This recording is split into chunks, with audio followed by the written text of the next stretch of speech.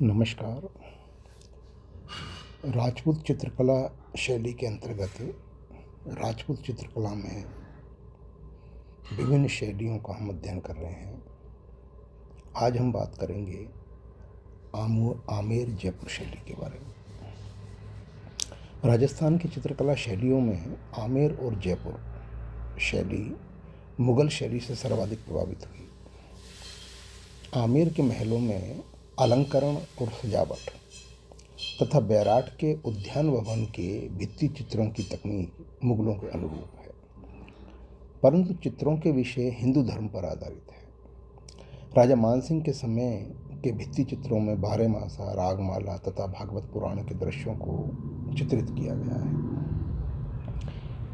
जयपुर के पोथी खाने में उपलब्ध आसावरी रागनी के चित्र तथा उसी मंडल के अन्य रागों के चित्रों में भी स्थानीय शैली की प्रधानता दिखाई देती है।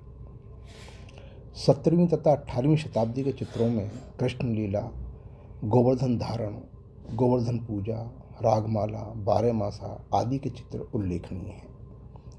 जयपुर के पोथी खाने में आसावरी रागनी के चित्रों में शबरी की वेशभूषा, आभूषण, चंदन के वृक्ष आदि का जयपुर शैली में बड़ा सुंदर चित्रण किया गया है। 17वीं शताब्दी में चित्रित भागवत में भी स्थानीय मौलिकता का प्रदर्शन हुआ है।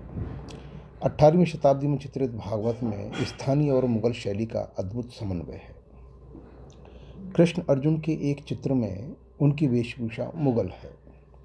सवाई जयसिंह, जिनका काल 1700 से 1743 ईस्वी रहा, के चित्रों में हिंदू शैली की झलक दिखाई देती है।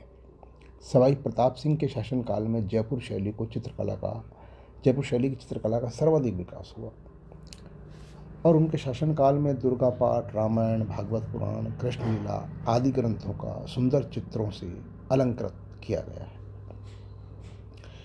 आमेर जयपुर शैली की कुछ विशेषताएं हैं जिनको हम इस तरह समझ सकते हैं। इस शैली की एक पहली विशेषता ये है कि इस शैली में व्यक्ति चित्रों को अधिक महत्व दिया गया है। विशाल आकृति में राजाओं के चित्र अंकित किए गए हैं।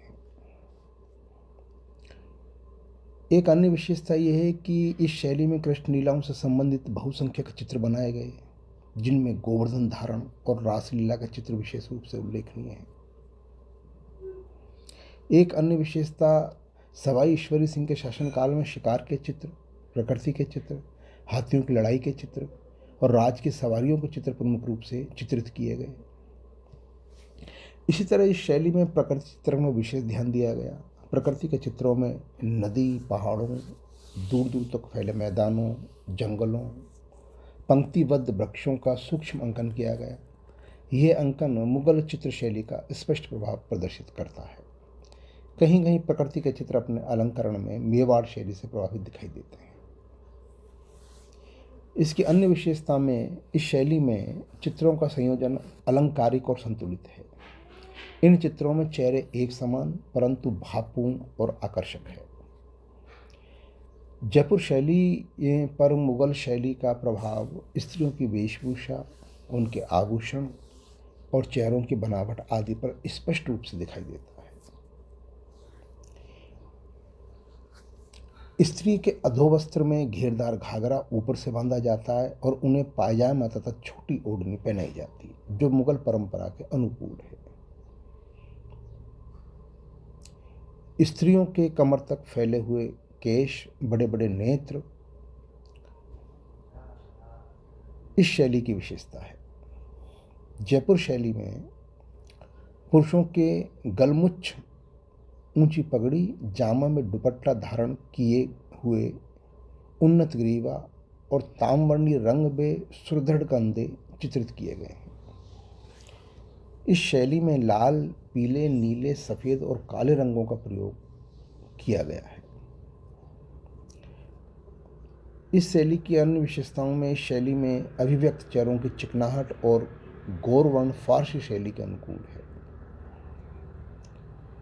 इस शैली के विख्यात चित्रकारों में साहिब राम, लालचंद, सालिग्राम, रघुनाथ, रामसेवक आदि उल्लेखनीय हैं। तो इस तरह आमेर जयपुर शैली राजस्थान की चित्रकला शैलियों में बेहद महत्वपूर्ण रही है और ख़ास बात ये रही कि ये मुग़ल शैली से सर्वाधिक प्रभावित हुई है।